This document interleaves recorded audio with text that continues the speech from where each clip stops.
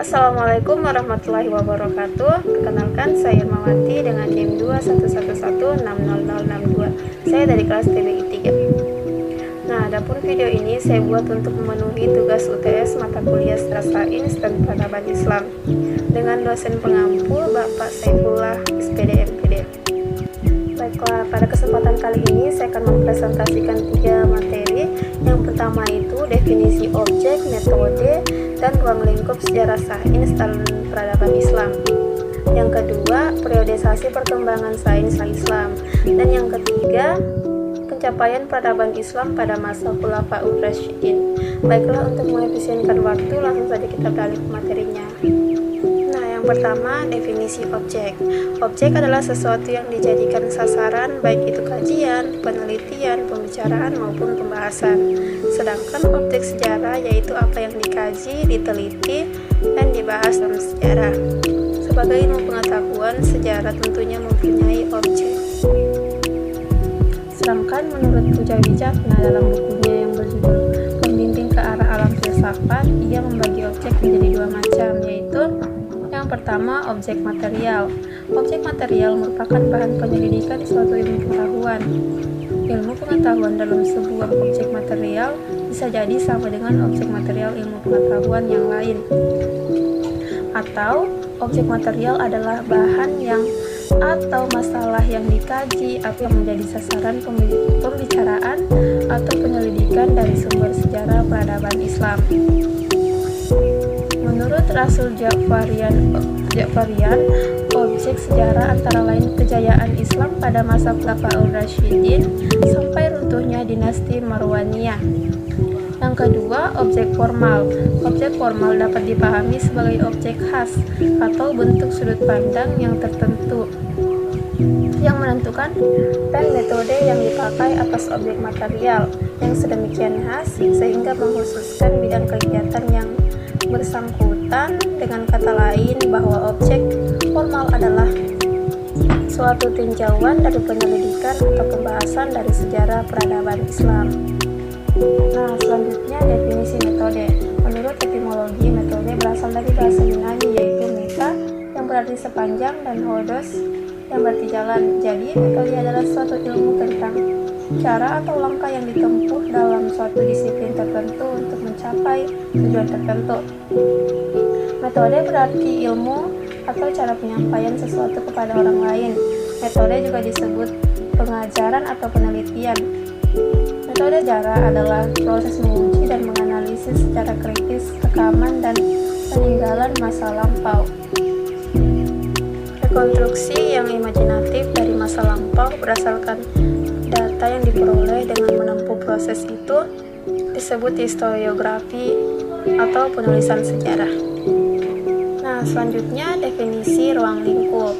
Ruang lingkup adalah batasan banyaknya subjek yang tercakup dalam sebuah masalah. Oleh karena itu, ruang lingkup sejarah secara umum dapat diartikan sebagai batasan-batasan dalam mengkaji dan membahas masalah sejarah yang ada. Nah, selanjutnya periodisasi perkembangan sains pra-Islam. Yang pertama itu Mesir kuno. Sains selalu berkembang mengikut arus zaman yang juga semakin maju. Faktanya, sains juga sudah dipelajari oleh banyak kalangan, bahkan sejak zaman purba.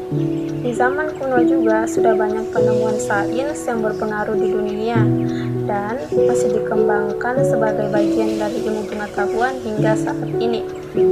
Mesir kuno adalah peradaban kuno di sebelah timur laut benua Afrika yang berpusat di daerah hilir Sungai Nil, yakni kawasan yang kini menjadi bagian negara Mesir. Peradaban ini dimulai dengan unifikasi Mesir, Hulu dan Hilir sekitar 3150 sebelum Masehi, dan selanjutnya berkembang selama kurang lebih 3 milenium. Sejarahnya mengalir melalui periode kerajaan-kerajaan yang stabil, masing-masing diantarai oleh periode ketidakstabilan yang dikenal sebagai periode menengah. Mesir kuno mencapai puncak kejayaannya pada masa kerajaan baru. Selanjutnya, peradaban ini mulai mengalami kemunduran. Mesir ditaklukkan oleh kekuatan-kekuatan asing pada periode akhir. kekuasaan Fir'aun secara resmi dianggap berakhir pada sekitar 331 sebelum Masehi, ketika Kekaisaran Romawi menaklukkan dan menjadikan wilayah Mesir Ptolemeus sebagai bagian dari provinsi Romawi. Selanjutnya, masa Yunani kuno. Di dalam literatur menyebutkan bahwa periode Yunani merupakan tonggak awal berkembangnya ilmu pengetahuan dalam sejarah peradaban umat manusia. Pada awal abad ke-6 sebelum Masehi telah terjadi apa yang sudah pernah dinamakan sebagai peristiwa ajaib Yunani atau Deictic Miracle. Timbulnya filsafat di tempat itu dan pada saat itu memang dapat disebut suatu peristiwa ajaib, karena tidak mungkin memberi alasan-alasan yang akan menerangkan kejadian itu secara memuaskan. Perkembangan ilmu pengetahuan pada peradaban Yunani sangat luas, berawal dari keingintahuan tersebut untuk dimanfaatkan dalam kehidupan sehari-hari, seperti matematika geometri Euclid yang digunakan dalam bangun sebuah kuil di Athena dan harmoni pada tangga dalam alat musik yang merupakan hasil matematika Pythagoras. Ada pula ilmu pengobatan yang dikembangkan oleh Hippocrates, taksonomi dalam biologi, serta mekanika yang awal mulanya dikembangkan oleh Aristoteles. Bahkan kelak pada saat Yunani dijajah oleh bangsa Romawi kuno, Archimedes, seorang ilmuwan di Pulau Kreta, memanfaatkan ilmu matematika dan ilmu fisika pada saat itu, sehingga saat itu sangat sulit bagi pasukan Romawi menaklukkan pulau tersebut, karena pulau tersebut pada dinding lautnya memiliki sebuah katrol yang mampu mengangkat dan melumpuhkan pasukan Romawi yang sangat besar. Nah, yang ketiga itu masa Romawi kuno. Masa Romawi yang merupakan masa terakhir dari pertumbuhan ilmu pada zaman kuno dan merupakan masa paling sedikit memberikan sumbangsi pada sejarah ilmu pada zaman kuno. Namun, masa Romawi memiliki kemahiran dalam kemampuan keinsinyuran dan keterampilan ketalaksanaan serta mengatur hukum dan pemerintahan. Bangsa ini tidak menekankan soal-soal praktis dan mengabaikan teori ilmiah, sehingga pada masa ini tidak muncul ilmuwan yang terkemuka. Nah, selanjutnya pencapaian peradaban Islam pada masa Khulafaur Rasyidin. Khulafaur Rasyidin adalah masa kepemimpinan Islam setelah wafatnya Rasulullah. 4 orang sahabat yang tergolong sangat dekat dengan beliau melanjutkan perjuangan dan perkembangan agama Allah SWT, yakni Abu Bakar, Umar bin Khattab, Utsman bin Affan, dan Ali bin Abi Thalib. Berlangsung selama 30 tahun kepemimpinannya, keempatnya memiliki pencapaian yang berbeda-beda, baik dalam pemerintahan, kemapanan ekonomi, hingga soal ekspansi Islam ke negara-negara lain. Nah, yang pertama itu masa kepemimpinan Abu Bakar As-Siddiq tahun 11 sampai 13 Hijriah.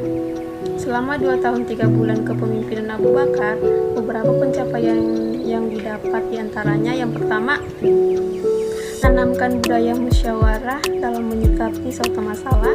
Yang kedua, membangun pemerintah yang tertib baik di pusat maupun di daerah. Yang ketiga, menyusun dan menulis mushaf Al-Quran.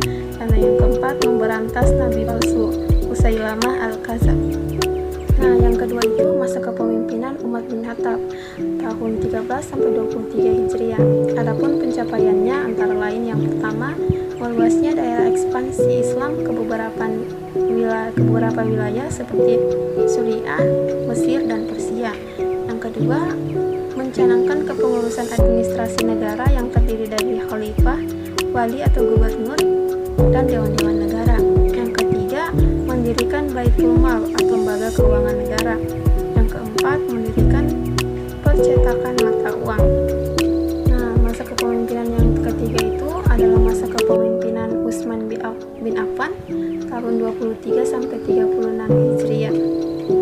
Sebagai khalifah, pencapaian beliau yang paling terkenal pada saat itu adalah yang pertama, menyeragamkan cara baca Al-Quran dan mengumpulkan serta menyusunnya dalam satu mushaf. Yang kedua, menerbitkan tugas administrasi kepemerintahan. Yang ketiga, membangun sistem militer angkatan laut. Dan yang keempat, membangun bendungan. Nah, yang keempat atau yang terakhir itu masa kepemimpinan Ali bin Abi Thalib tahun 36 sampai 41 Hijriah. Beberapa prestasi yang diperoleh Ali bin Abi Thalib saat menjadi Khulafaul Rasyidin diantaranya: yang pertama, menyebarkan Islam hingga ke daerah barat India. Yang kedua, mengganti pusat pemerintahan Islam dari Madinah ke Kufah. Yang ketiga, mengganti pejabat-pejabat yang dinilai kurang cakap. Dan yang keempat, memajukan ilmu nahwu atau bidang bahasa Arab. Baiklah, itulah pemaparan materi dari saya. Kurang dan lebihnya mohon dimaafkan. Terima kasih. Wassalamualaikum warahmatullahi wabarakatuh.